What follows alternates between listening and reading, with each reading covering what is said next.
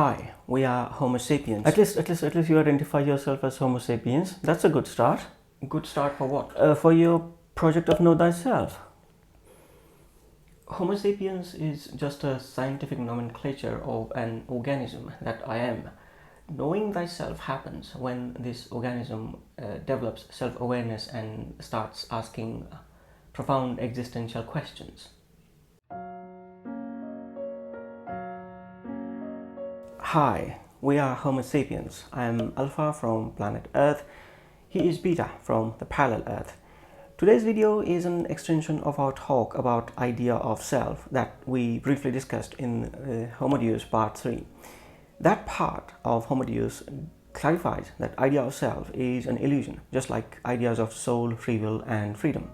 And in that video I said I was in cognitive dissonance because I know self is an illusion, and yet there is someone inside me that keeps asking questions, keeps prodding me to search for meaning. And I said I'd be more than happy to enjoy his cognitive dissonance, his life project of Know Thyself, and yet his rejection of idea of self. So how do you resolve this cognitive dissonance? Well, let's just talk. So from what perspective do you want to discuss this idea of self? Philosophical, psychological, social, cultural, spiritual? And by the way, we have already pondered the Homo sapiens, who am I? The search for self is not new. Regardless if it is Aham Brahmasmi from Vedas or René Descartes' Cogito ergo sum. One fact is there is always a self asking questions. Hence, my premise is a sense of self exists. Self is an illusion. We saw in Homo Deus, if self at all exists, it is divided. It is divided into two halves, experiencing self and narrating self. Narrating self dictates an ideal situation, and experiencing self suffers to uphold that ideal situation. Point is, if self exists, it is fragmented, hence no concrete sense of self as such.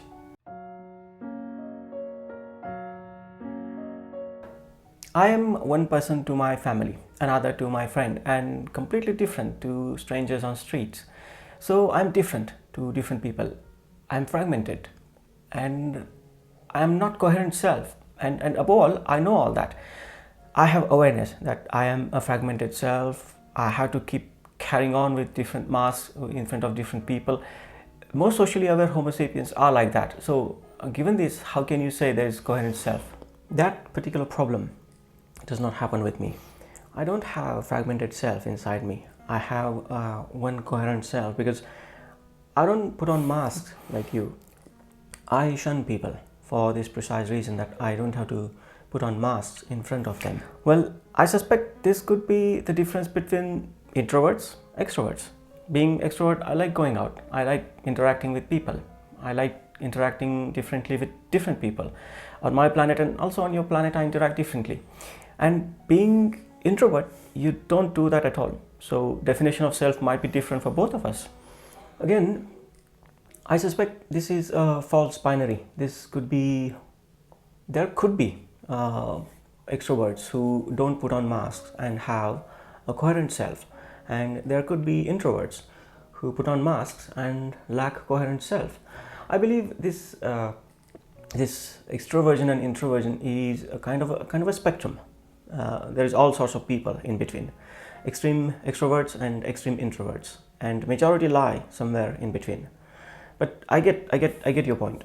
Some social interactions can be instrumental in defining the idea of self. In our last idle chat, we talked about probability wave function of a particle. When observed, particle manifests itself at one particular place. Same with us. We all exist on that spectrum of idea of self, and whoever we are interacting, we take one particular place for that particular interaction. As you say, while talking to friends, we become particular someone. While talking to strangers, we become somebody else. How long are you going to stretch this idea of probability wave function and observer? But that is the truth of our existence, isn't it? We are all conscious creatures.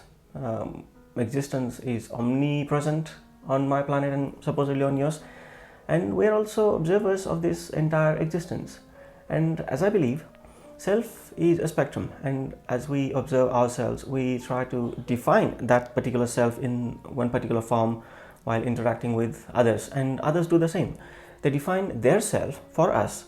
Problem is, we might not be correct in our definition of, or might be selective in choosing as how we define ourselves, or would like to define ourselves. Therein lies the crux. We might not assess our selfhood accurately, and that could distort our idea of self. But I do believe a concrete sense of self exists in everybody. Maybe you are up to something with this idea of probability wave function and observer and spectrum of self and trying to define it in a particular manner. But I'm still reluctant to accept your idea of concrete self. If you believe it's a spectrum, unless observed, it will remain a spectrum and thus not a concrete self. A person can live entire life without observing self and thus will never have a concrete sense of self. You are contradicting yourself. There is no contradiction. I have a spectrum of self, so do you. Each time we introduce ourselves to our viewers, I define myself in a particular way. A resident of real Earth, a Homo sapien, and my particular name, Alpha. So do you. You define yourself as a resident of parallel Earth, a Homo sapiens, and your particular name, Beta. We collapse our spectrum of self and make a concrete identity for ourselves, don't we? By that argument, according to you, self is just a social need. We need to define ourselves for others, and for that reason, we possess a sense of self. Then what about primitive cultures or primitive societies where they live as one unit and individuals didn't need to define themselves? They did not possess idea of self, did they? Well, they did. No matter what you call them, a social unit, primitives, even though it was a unit of some kind, a collection of individuals, they still needed to identify themselves as individuals for each other within that collection, and thus they defined self. Idea of self existed even amongst those most primitive folks. At this point, I think you're just playing semantics. You are making it about your intellectual ego, refusing to accept that self is an illusion. You're just trying to make absurd arguments in favor of idea of self. You know it through your analysis that self doesn't exist, but just because you have a preformed opinion, you are arguing for it. Okay, I'll grant you one thing. You're right about primitives. I lose myself. I am not myself whenever I'm taking a lonely walk in the woods. I'm selfless when I'm alone, and I'm happy in that selfless state. There's a sense of freedom because I don't have to carry the burden of self. It's only when I need to interact with someone that I become a self. So yes, to add to my earlier point, self is a social need, and perhaps primitives were happier than modern humans because as a unit they didn't have to carry that burden of self. Voila! He accepts I'm right about something. Well, don't gloat or you'll come across as too self-righteous.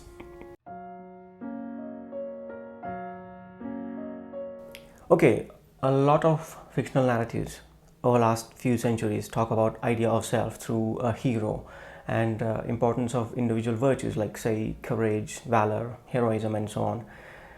And individuals' feelings and journey through various quandaries were highlighted, and lots of epics and books were written.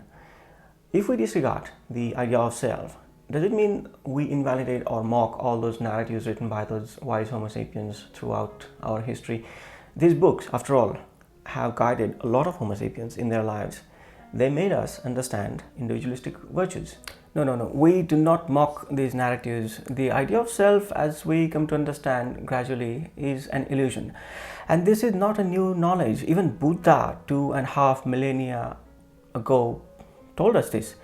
Yet we carry on, as you say, with creating these narratives of individualistic virtues. Yes, many wise Homo sapiens have created compelling narratives around this idea of self. It does not mean they are wrong. Those narratives are fiction, and so is self, a fiction. They have created compelling fiction out of another fiction, and we read them, as you say, to guide us in our individual lives and to make us wise. But fiction is not reality. Consequently, fiction of self is not reality, but there is wisdom about life in such fiction, and we read them for that wisdom. Well, at least for the current age, such fiction helps us to cope with our empty existence and fill it with a sense of meaning. Who knows what happens after a century or a couple of centuries? There may be another fiction completely different from this fiction of self. I think I am truly confused now since my age of reason. Ever since I started to think, I have always carried few liberal values as supreme human values: freedom, truth, beauty, love, etc. But now I see the futility of them. I feel like a small, very, very tiny boat in a vast ocean. I had anchored myself in these values that floated me and gave me a sense of meaning to my life. Gradually, as it occurs to me, these values are also fictitious, a fiction of human mind. I have got nothing to anchor myself in, nothing to acquire a sense of meaning from. I understand. You think you wasted your life in pursuit of these values. Please don't patronize me. You have written in the logo of this channel: think, empathize, evolve, be enlightened. Those are your ideals, aren't they? You also stand for those values: evolving to enlightened being. That is your value system. Yes, and I will see how they change over time. These are not just humanistic values, these are timeless values. Empathize, evolve, evolving would indicate anything. Could mean evolving to higher consciousness. Enlightened, as Immanuel Kant would say, growing out of self-imposed immaturity. That's what you have done here. You considered few values as your guide, clung to them, and directed your life to achieve those values. That was probably self-imposed immaturity on your part. Now that you have untangled yourself from those value system, you say you are confused. But I think you're free to evolve, to attain new values, create new values. On the other hand, I think you can continue to pursue your value system, whatever you think gives meaning to your individual life: freedom, truth, beauty, love, know thyself, and all that.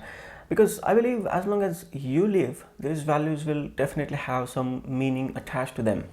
They will enrich your life, they will be meaningful to you. Why would you bother that these values become meaningless in coming centuries? You and I would be long dead. I don't want to pursue a value system that is so transient. I want to pursue a value system that I believe is eternal. That's a fallacious thinking. There is never going to be any human value system that will be eternal. Our value system will always change with time. Whatever you pursue right now, you can have little consolation that these particular values will give meaning to your individual life. You can be happy with that. Along with, as you say, you find happiness in understanding. So you can have that too. There's no conflict in here.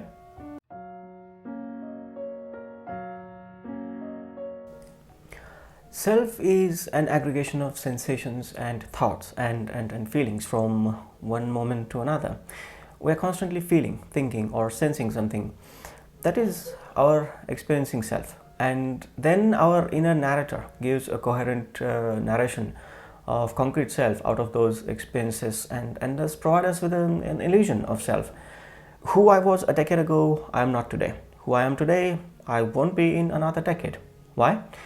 Partly because we grow in our bodies, but also as time passes, we create new narratives for ourselves to cope with the passage of time and have some narrative meaning to our existence. I think that's correct. Thinking people like existential philosophers or meditating monks would take an objective view of this whole business of experiencing and narrating self. They will come to conclusion that they don't want to be part of this charade of experiencing through senses and have some kind of narrative to those sensations. They try to go beyond all this and try to become indifferent.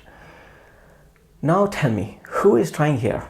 A mere philosopher or a monk or somebody who possesses a concrete sense of self and is willing to take that self out of this whole charade? Being objective. I get it. You are not doing anything new here. You claimed once you wrote a book that you are a writer, which tells me if you are any good at writing, you must possess a strong observative mind, along with strong narrative mind. That's what writers do. They narrate. If not their observations, they conjure up fantastical images in their narratives. You don't escape that narrative mind. Hence, it's just your narrating self who claims to be authentic and true self. You just admitted that whenever you walk alone, you feel free. Imagine yourself free of this burden of creating constant narrative in your mind.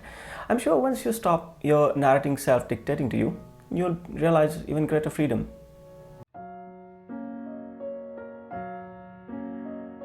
Okay. Let's go along with your idea that self exists. Even if it does, I reckon it is constantly evolving as we grow, as we experience, as we live our lives. There's no such thing as authentic or concrete self. It is an abstract ideal. Wow. Are you seriously making that argument? Do you realize that you are digging a hole for yourself? You, who claims meaningful togetherness with a female Homo sapiens is love and that gives meaning to your life. Can you define what is meaningful togetherness? It is even more abstract than my idea of self. Let me tell you. Sorry. We are all pursuing certain abstractions one way or the other. My idea of self, your idea of love. All thinking Homo sapiens will always do that. Some abstract theory, some abstract equation that tell us how the reality works. We all live for that. Only mediocre minds will pursue tangible things: gold, land, currency notes, children. These are objectives of mediocre minds, non-thinking, stupid minds.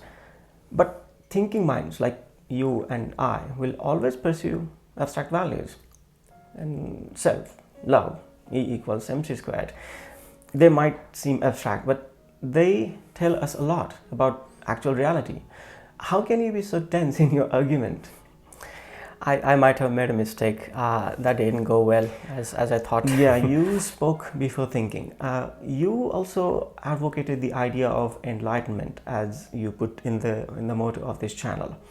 Think, empathize, evolve, be enlightened. All your words. So obviously you believe in abstract ideals, don't you? Yeah, I do.